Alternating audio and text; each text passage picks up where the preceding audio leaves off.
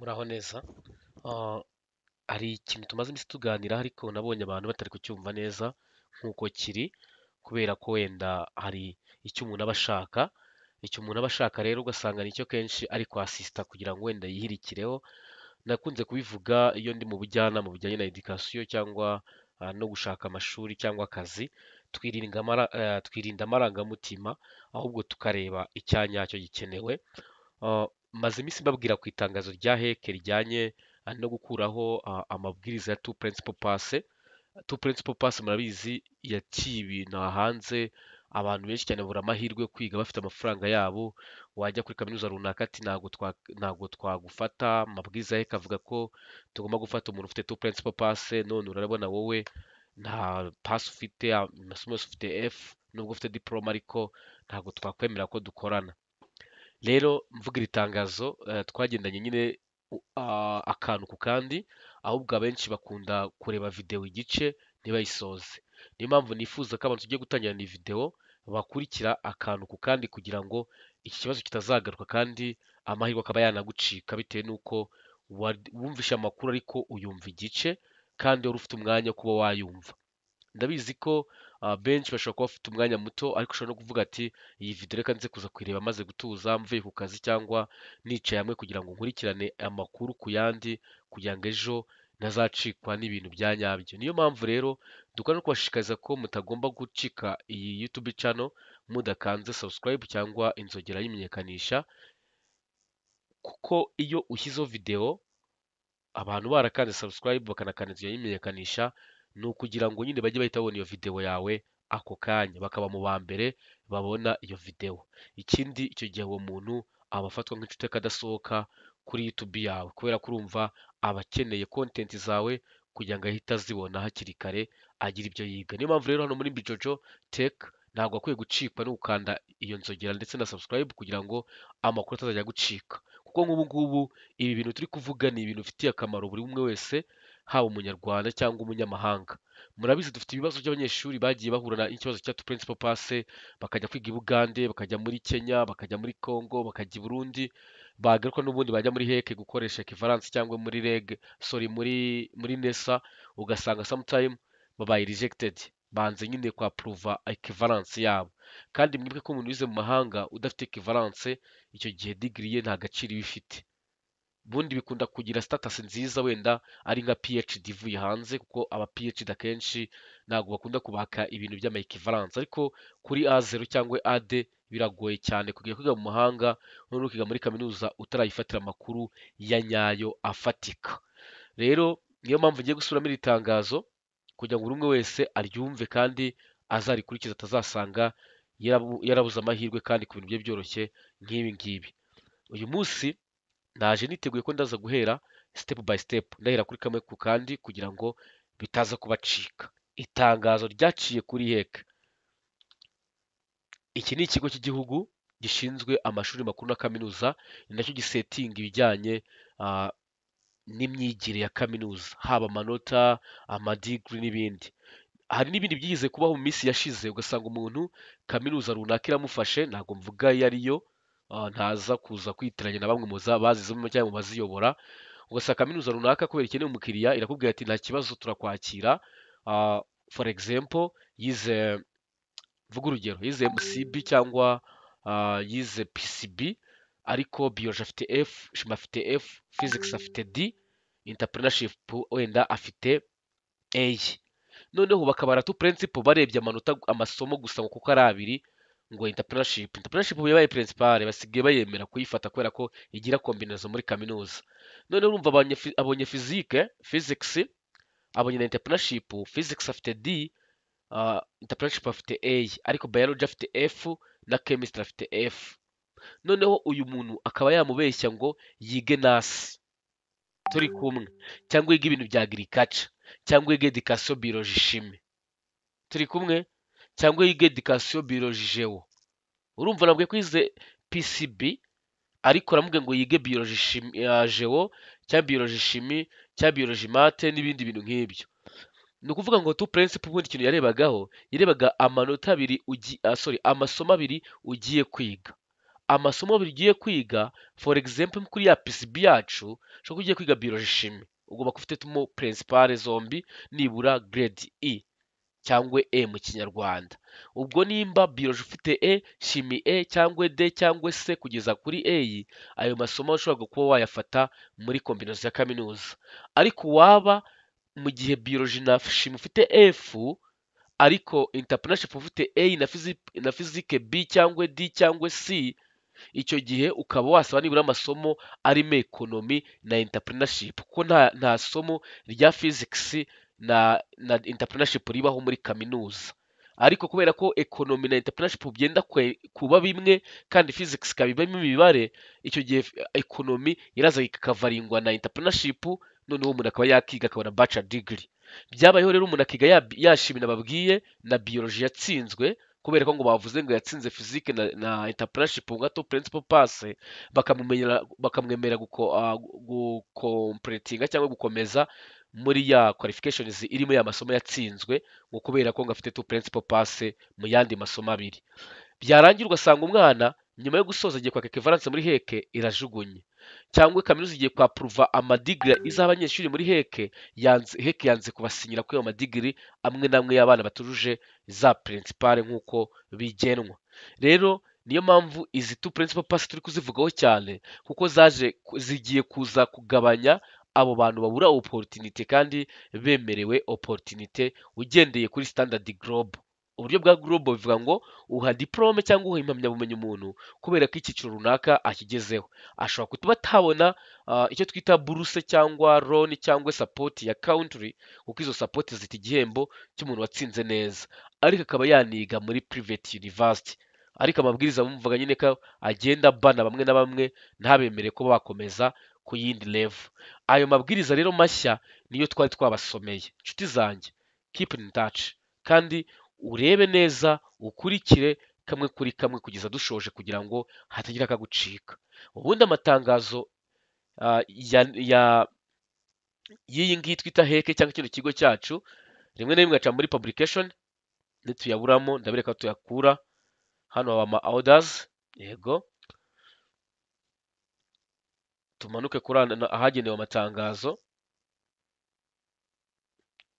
ndebe ko nyababonera.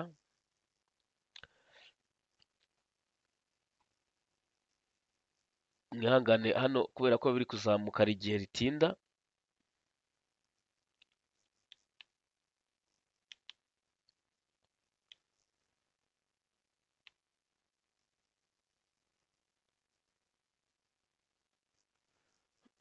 Niritindaho gato nta kibazo, turakoresha ubundi buryo.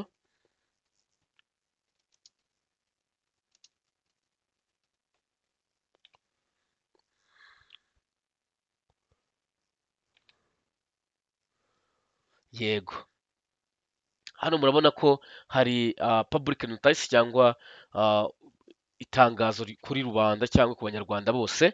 Rero ni ibigendanye n'uburyo umuntu wese yakiga bachelor degree cyangwa undergraduate programme, ryasohotse ku 17 z'ukwezi kwa gatatu. Twarivuze bukeye bwaho ndabyibuka 18 turivugaho, nuko ryateze saga nyinshi cyane, ugasanga nawe kumbaza ibise n'ukuri ibise nibyo, ariko ikibazo ni cyakindi nyine no kutareba video. Kutareba video bituma ureba igice ukagaruka uri kubaza umuntu inbox umubaza ati se nibyo, ese sibyo. Rero ibyiza ni uko ugomba gukurikira kugira ngo nawe ubwawe wifatira amakuru ya nyayo, pana umunwa gusa ukubwira. Niyo mpamvu twebwe hano muri Mbijojo twirinda gukoresha umunwa cyane kurusha kubereka ibimenyetso. Iri ni itangazo rya heke nk'uko mubibonye, riri kuri website ya heke, nibwo nari ndi kurishaka murabibonye. Nindangiza ndikandeho kugira ngo ndifungure turisomere icyarimwe. Nababwiye ko hano hantu nakunda kuhasomera kubera ko ntabwo biba bigaragara neza, ndarishyira ahandi kugira bimfashe kurisoma riri wide cyangwa ndizuminze. Nk'uko mubona iri tangazo nongere risubiremo gatoya, rivuga ko abantu bemerewe ku applyinga kuri bachelor degree nibura kuba kirangiza 2024 agomba kuba yararangije high school afite nyine diplome, cyangwa yararangije high school agaragaza equivalence akuye muri NESA. Aba bari abanyamahanga. Ku banyagihugu ni diplome gusa. Bivuze ngo umuntu wese ufite diplome yemerewe ku applying. Ariko bivuga ko ibi bireba abantu bizatangirana nabo mu academic ya 2025 2026. Bakongera bakavuga ko abantu babonye diplome 2024 nk'uko mbibona hano nibo bonyine two principal pass zizaba zirebwa muri period za 2 years tutengeriye itangazo igihe ribereye. Sinzi nimba muri kubyumva iyi nteruro ukuntu ivuga.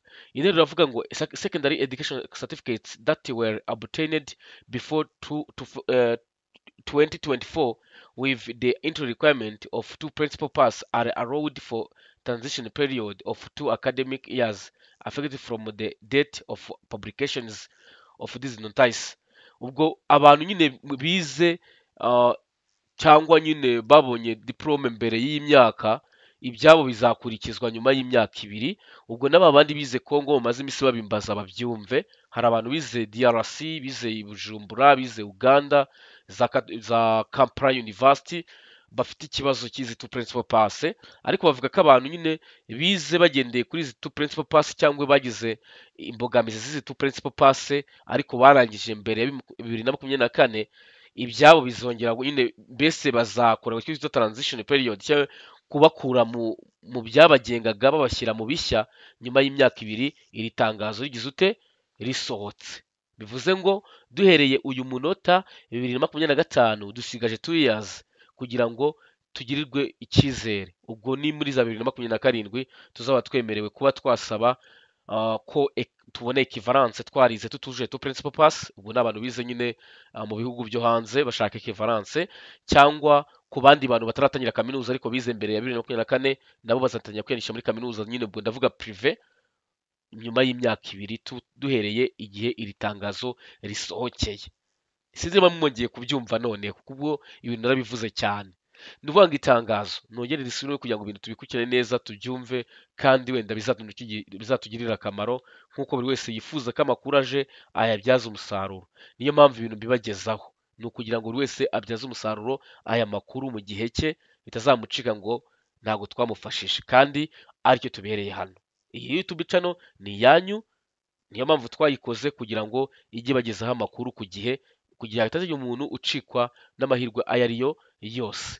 Nk'uko nabivuze nongere mbisubiremo, itangazo rivuga ko umuntu wese we ufite diplome yemerewe kwiga kaminuza. Ubwo nyine ibintu bya principal pass removed bivuyeho, cyangwa se akaba afite equivalence. Nibe ko abantu bize high school abroad cyangwa hanze basaba equivalence muri NESA biciye muri NESA Honor Service ndetse no mu irembo. Turi kumwe. Noneho abantu bazagirwa amahirwe cyangwa bazakorwaho n'iri tangazo cyangwa n'amabwiriza ni abazatangira mu academic ya 2025 2026 mu kwezi kwa kangahe kwa 9. Ku bantu bafite intake kwezi kwa 5 abo ntago aya mahirwe yabagwira. Ubwo abantu bazagurwa n'aya mahirwe nabazajya muri intake zizatangira mu kwezi kwa kangahe kwa 9. Ikindi ni interuro yo hasi iyo nari namaze kuvuga mu kanya, iyi paragrafe yindi yegera ya nyuma ivuga ko abantu barangije cyangwa babonye diplome mbere ya 2024 you see here, bakaba bo baragizweho ingaruka n'izi two principal pass ya masomo abiri watsinze neza. Abo bantu bemerewe kuzagira uruhare cyangwa kuzaprofita cyangwa kuzafashwa n'iri tegeko nyuma y'imyaka 2 tuhereye uyu munsi itangazo risohotseho.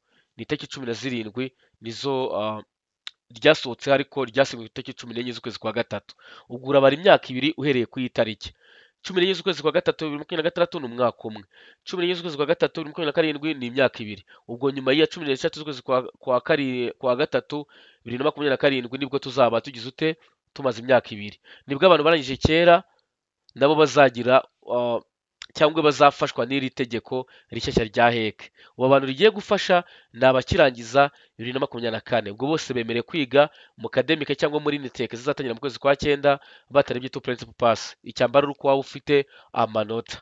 Nsubire ku kindi kintu tutigeze tuvugaho mbere, ni ukuvuga ngo iyo tugiye kwiga kaminuza. Abenshi iyo tuvuze kaminuza bumva University of Rwanda, bumva Rwanda Polytechnics kubera ko arizo zibona support zijyanye na loan. Rero tuvuga kaminuza ntabwo tuba tuvuga izo zonyine za leta, tuba tuvuga zose kuko tu principal pass ntabwo yarebaga UR gusa cyangwa IPRC, yarebaga kaminuza yose ibaho mu Rwanda, bikavuga ko ugomba kuyiga ari uko ufite tu principal pass. Uwacitse akajya kwiga hanze muri Congo, muri Kenya, mu Burundi, Uganda, nawe yagarutse mu Rwanda avuye kwiga asabye kivaranse barayimwima, bamubwira ko atari yujuje ibisabwa aribyo tu principal pass. Uwo nawe azategereza ko turenza ya myaka 2 kugira ngo abe yahabwa equivalence. Turabyumvisha abantu bize Congo, bize Burundi n'ahandi. Equivalence yawe uzayihabwa yego, ariko nyuma y'imyaka 2 iri tangazo risohotse. Ubwo n'abandi barangije 2024 nabo bazajya kwiga cyangwa bazashaka kaminuza bigamo nyuma y'imyaka 2 iri tangazo risohotse. Kimwe narindi kuvuga rero, iyo kaminuza y'u Rwanda iri kwa purayingwamo bo ntabwo aba ari tu principal gusa ziba zirebwa, haba harebwa izo tu principal n'amanota totale ndetse n'abantu bakenewe. Urugero, muribuka ndi kubabwira ko turi kwa purayinga abantu bo muri medicine ndetse n'abantu bo muri education, physical education. Urugero, muraza kwihangana turaza kugendana gake gakeya. Izijyanye requirement, uru rubuga ndi kwinjiramo nirwo ndi kwakiramo abana bari kwa purayinga kwiga muri UR bashyashya. Ukeneye ubufasha bwo kujya tugufashe, wakanakira nimero ya WhatsApp ubona kuri screen kugira ngo tube twagufasha kwa purayinga. Turi mu bamwe mu bantu bwose bafite inararibonye mu gukorera application abantu batandukanye, haba abo hano mu Rwanda cyangwa hanze yarwo. Rero hano ngiye kubafasha kumanza kureba nyine urugero rw'ibyo twita application zo muri UR cyangwa zo muri kaminuza ya leta, impamvu abantu bazitiranya n'ibintu byo kwiga muri prive. Nivuga ngo tuvuze tu principal pass muri prive ni umuntu wese nyine ufite tu principal pass.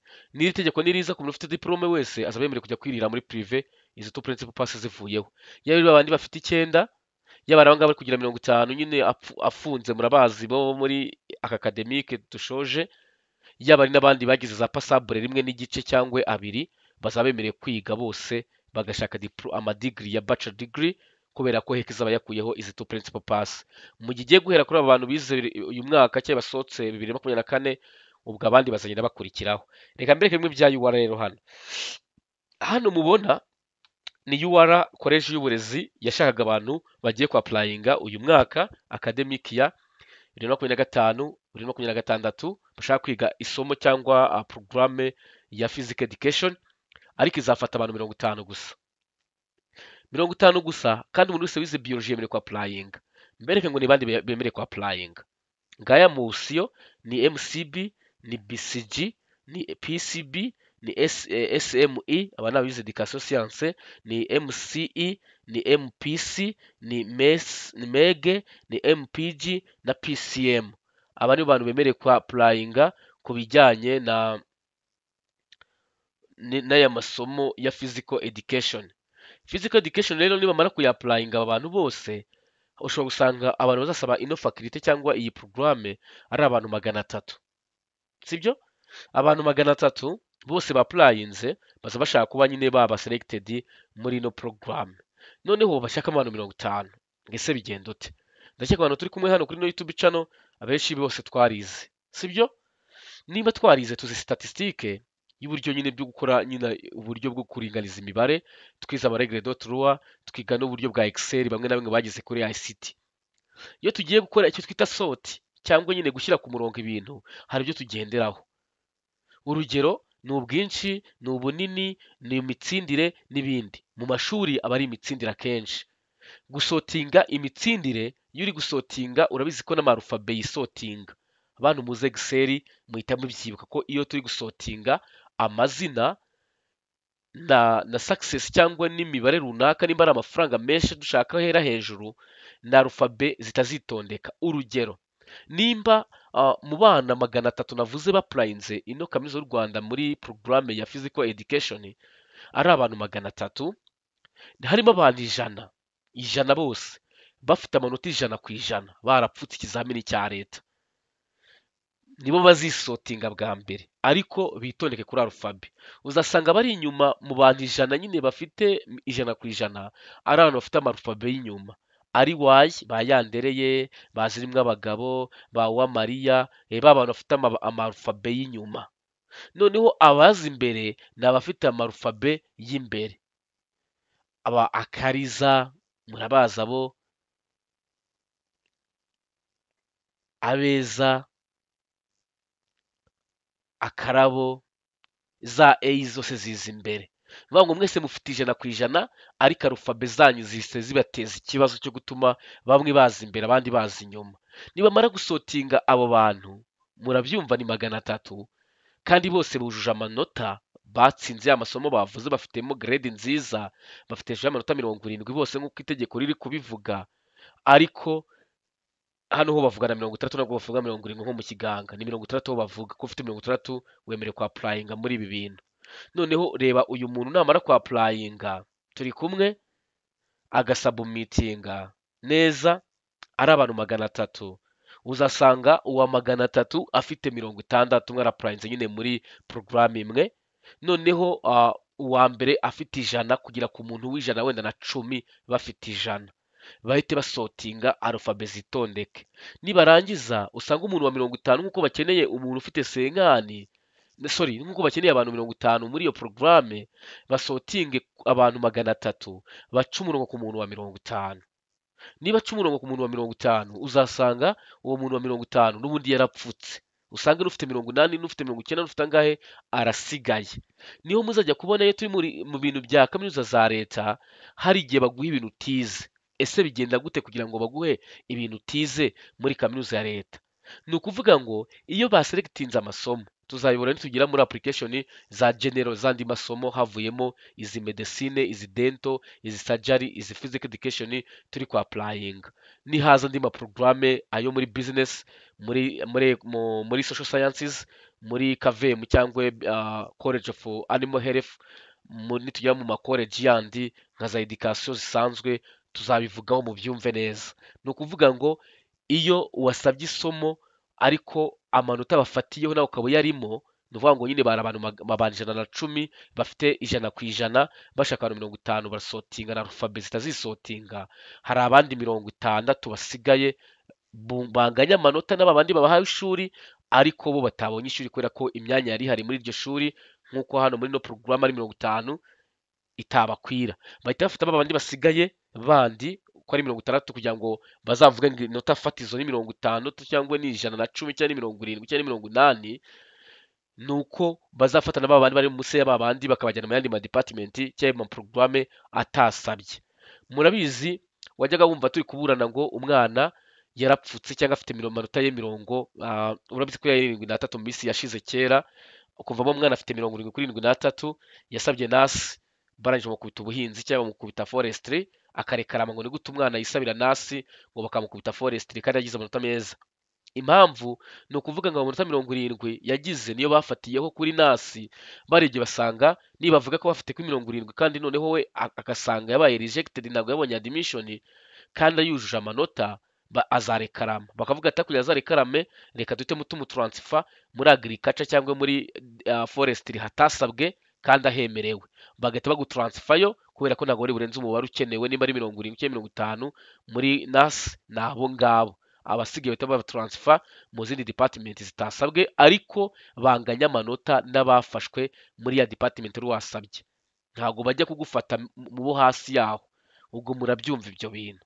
Nimba ubu twarakoreye ku ijana, mbisubiremo nanone, umuntu akaba afite amanota 85 ari abantu 200 basabye muri porogaramu imwe ya chemistry muri kiste, guhera ku muntu w'ijana kujya ku muntu wa 85 baselectinga bagasanga umuntu wa 85 wa kabiri mu ba 85 niwe ufashwe, kandi munsi yasigaye abandi bantu barenga 30 cyangwa 40 nabo bafite 85.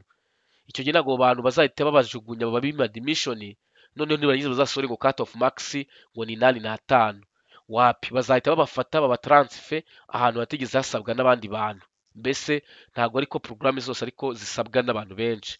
Niba bamara kuba transfer bahita bavuga ngo cut off max cyangwa amanota y'ifatizo ni amanota 80. niyo mpamvu mubona amanota adakunda kuvugwa muri application, amanota avugwa nyuma ya application, nyuma ya decision nibwo bavuga amanota fatizo, kubera ko bafatira ku manota bagendeye ku bantu bapurayinze muri porogaramu n'amanota bafite n'umubare wari ukenewe, nk'uko mbereka ngo uyu mubare wa 50 ni umubare wari ukenewe hano muri physical education. Mbibutse ko iyi application iri kuba ni iya UR, ndakeka mwarasomye amatangazo, niba mutarasomye byasaba ko tubasomera kugira wenda bize kuborohera, muzabe mutacikwa n'aya mahirwe, kuko amahirwe aza rimwe mu buzima ba nshuti zanjye rwose, ntimukagiye mwitesha amahirwe igihe ariho kuza. Ndareba University of Rwanda, I think ni iyi folder, call announcement. Yego, murabona ko application yatangiye ku itariki 11 z'ukwezi kwa gatatu, izarangira itariki 30 z'ukwezi kwa gatatu. Turabura iminsi 3 gusa application ya medicine na physical education ikagira ute ikarangira. Niyo mpamvu mugomba kubikora vuba vuba bitazabacika abantu banjye batsinze neza. Ariko nawe ufite amanota atari menshi cyane wagerageza ugasabamo faculty imwe, kugira ngo igihe batayifashe uzongereho izindi ebyiri zaba zisigaye, kuko muri general application tuzaba turi gusaba faculty zisigaye, kandi icyiza cyabyo nta yandi mafaranga wongera kwishyuzwa. Haba ari twebwe dufasha abantu twishyuza serivisi, nta yandi serivisi tumwishyuza, haba ari UR imwishyuza ya application fees ari ya 5, nta yandi bongera kumwishyuza, sibyo? Ntucikwe rero ibi bintu, nawe ushobora kubyapurayinga kugira ngo bizagufasha. Icyambere ni uko ugomba kumenya izino requirement cyangwa abantu bemerewe kwapurayinga. Ukeneye ubufasha utwandikire kuri nimero ubona kuri screen y'iyi video, kugira ngo tube twaguha ubufasha cyangwa ubujyanama, kugira ngo amahirwe yawe akomeze yiyongere. Rero nshuti zanjye, ibi bintu bya top principal pass nibyo twavugagaho cyane.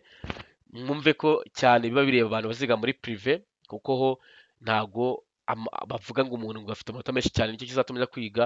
Ni uko icyambere aba agomba kuba afite amafaranga ye, nibarangiza gukuraho ibi byose no kubakera bijyanye na top principal pass bizaba bibaye umunyenga. Hari abantu benshi cyane nzi rwose bafite amafaranga yabo babuze ukuntu abana babo biga, cyangwa nabo ubwabo babuze ukuntu biga kandi amafaranga ahari kubera ibintu bya top principal pass. Top principal pass ndakeka niyo nazivugaho nyine twanaziraramo, ariko nshobora kugubaha ingero ku masomo amwe n'amwe ya hano mu Rwanda wenda gatoya.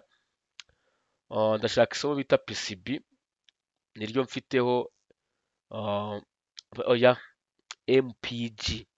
Yego, rifite experience y'umuntu wahuye n'imbogamizi kuri ryo abura uko yiga, niyo mpamvu ndishaka cyane. MPG, do you see here? Can you see here? Mathematics, Physics and Geography. Ngo byagenze gute rero, kugira ngo mwumve ukuntu umuntu hano yari afite amanota meza, noneho yaranabonye ishuri muri Rwanda Polytechnics yigayo, noneho yiga A1 ashaka kuziga education ku mafaranga ye.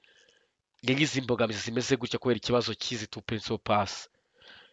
Yaratsinze imibare neza, atsinda na geography neza, atsinda na entrepreneurship neza, physics agira F. Turi kumwe? Physics agize F, mu kwiga education yumva ntabwo yakiga imibare geography.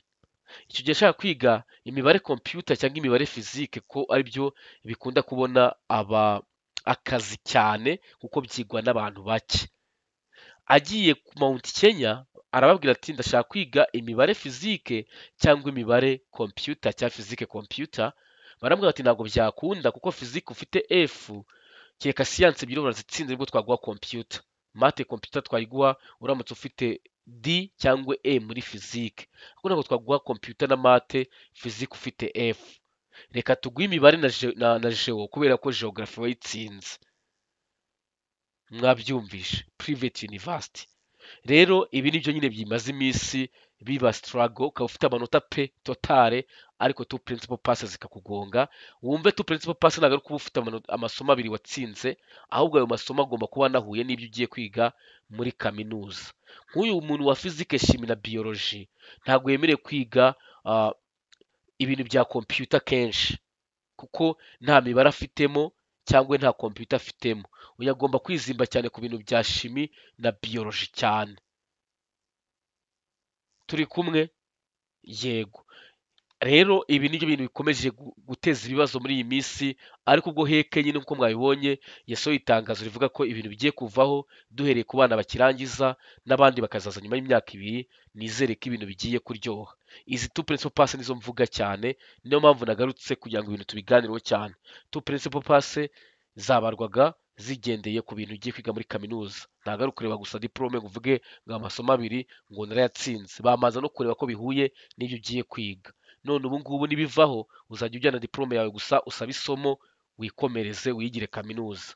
Ndakeka hari n'abagiye gusubizwa, kuko uyu munsi ngewe nize nk'ibintu bya social studies muri TTC, ariko agiye mba nshaka kwiga IT nk'umuntu uhora mu bintu bya computer kenshi, nashaka kwiga IT bikarangira bimpfanye, bakambwira ngo nta mibare mfite muri modile zanjye bikarangira ibintu nashaka kwiga byanga, bakambwira ati wakiga ibi ngibi ariko ibi ntabwo byashoboka. Ariko urumva ko nibakuraho two principal pass bakagenda kuba umuntu afite diplome gusa akaba yakiga, bizahita biba umunyenga. Rero ndumva ahangaha nta muntu udasobanukiwe ibintu bijyanye na two principal pass, kandi n'umuntu wese amenya igihe cye. Ku bantu bize kera ni nyuma y'imyaka ibiri mugahabwa uburenganzira namwe bwa heke bwo kuba wakiga kaminuza ufite diplome gusa nta bya two principal pass.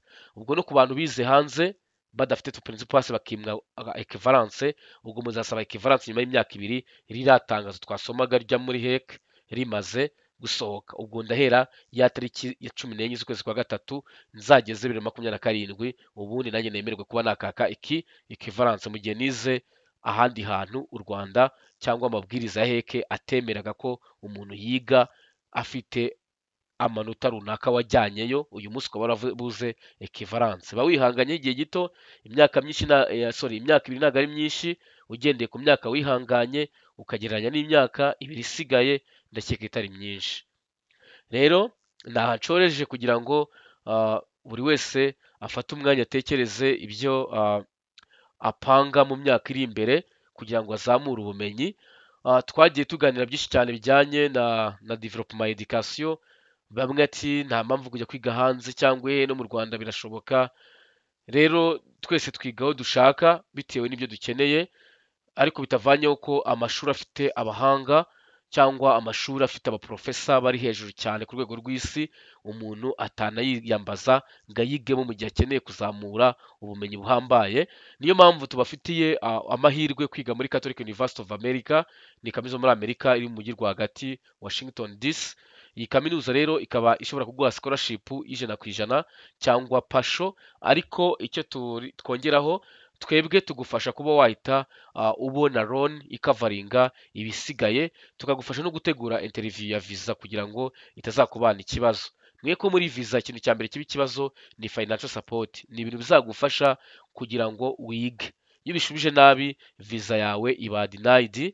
Ku bakeneye rero ubufasha cyangwa kumenya ibijyanye na visa, mushobora kureba video yabanjije iyi ngiyi kugira ngo ibafashe ivuga ku bya visa, ibituma umuntu abura visa cyangwa ibituma umuntu abona visa. Niyo mpamvu rero turi hano kubafasha kubona admission muri icyo kigo mu gihe kitarenze icyumweru kimwe, kubafasha kubona inguzanyo mu gihe scholarship wabonye idakavaringa buri kimwe, ndetse no kugufasha kubona iyo bita I-20, ni urupapuro rutuma ujya muri interview rugaragaza ko wabonye ishuri, ndetse no kugufasha kuba wategura interview yawe ya visa.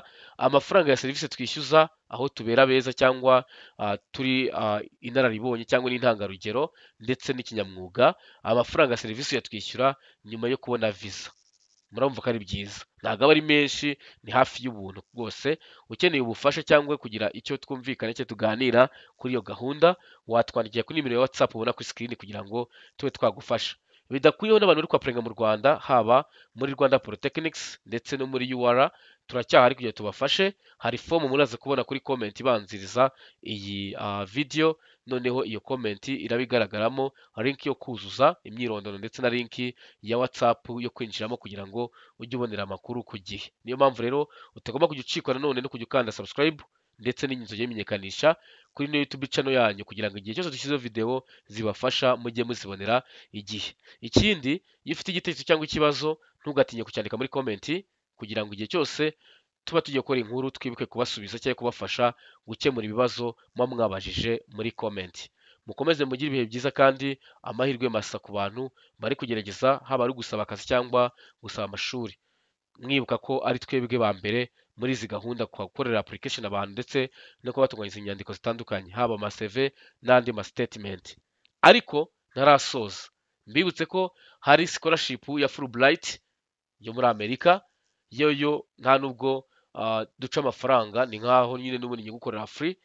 Iyo ushobora kuyikorera uciye kuri video nazo twakoze ivuga uburyo bwa Fulbright bwa ambasade ya Amerika itangaza buruse yo kwiga masters ku bantu bafite amanota, kandi ikaba yanaguha amahirwe yo gukorera TOEFL ku buntu mu gihe watsinze interview y'iyo scholarship. Urumva ni byinshi cyane byiza dufite, niyo mpamvu utagomba gucikwa no kujya udukurikirana buri munsi. Izo video zose ziri kuri video zabanje, kandi icyo zabazwa cyangwa ikibazo kizaba gikenewe tuzakomeza tubagezeho muri biganiro dutanga kuri YouTube, kugira ngo buri wese asobanukirwe kandi amahirwe atamucika.